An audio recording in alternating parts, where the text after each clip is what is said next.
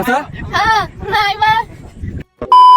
तर जय महाराष्ट्र पब्लिक, आज स्वागत आहे तुमचं एका नवीन व्लॉग मध्ये. तर आज मी सुरुवात करणार आहे एका व्लॉग सिरीजची, जी की आपल्या सॉंगवर आधारित आहे. सॉंगच्या मागे लागणारे कष्ट आणि मेहनत दाखवणार आहे.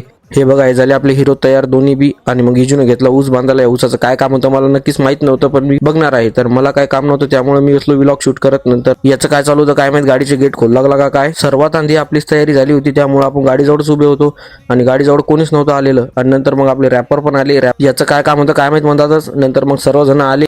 आरवायचं राहिलं होतं जॉकेट घालायचं, आणि जॉकेट घेतलं घालून त्यानं, आणि आपल्या कॅमेऱ्यात बघून खतरनाक पोज मारली त्यानं.